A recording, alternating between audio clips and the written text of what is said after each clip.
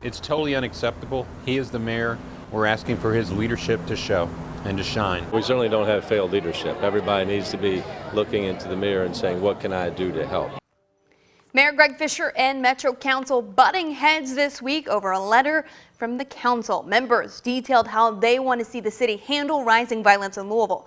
Grace McKenna takes us through those plans and why leaders say none of it can happen without communication. A letter addressing one of Louisville's most pressing issues is putting a mayor at odds with the council. I totally understand that people are upset and frustrated about the gun violence in our community. Nobody knows no more than me.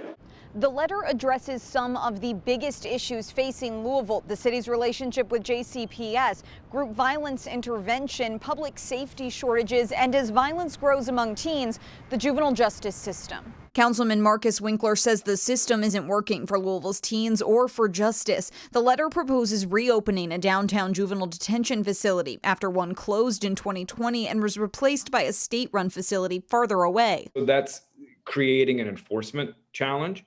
And so I think it's incumbent on us to look at and say, you know, it's not working the way that we thought it was going to. And so do we need to go back and revisit that plan? Winkler thinks having a facility nearby would smooth out the transfer process, saying officers often wait hours to get juveniles into the system. For advocates, closing the downtown center was a huge mistake. If you can't be close to your community, if your family can't visit you, your friends, if you don't have those interactions, that's a part of correctional and rehabilitation, is having that direct access. As the city looks for new ways to fight violence, Shamika Parrish-Wright with the Bail Project wants the city to turn to that old building. If it's closed, it's just sitting there. What can we do with that space to offer more rehabilitation, more opportunities for youth to reconnect with mental health services and other things like that? Winkler says not all of the issues in the letter can be addressed immediately, but there are things the city can put money towards now. That we need to make sure that we're making investments in, after school care, community centers, sort of the root causes. Council's biggest ask: communication. There seems to be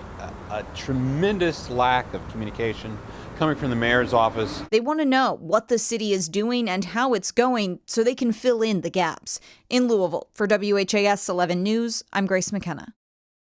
We do want to note that in addition to working with the Bail Project, Shamika Parrish-Wright is running for mayor. Now, some other points made in that letter. Council says there are a couple things we need to do to get our law enforcement staff back on track. First, they say we should use retired or other law enforcement agencies to fill in immediate gaps at Metro Corrections. Next, giving more responsibilities to civilians to ease the load on sworn officers, like paperwork or traffic assessments. Another idea: increase incentives for new LMPD recruits. And lastly, immediately resume negotiations with the FOP. That's something David James says should have been happening all along.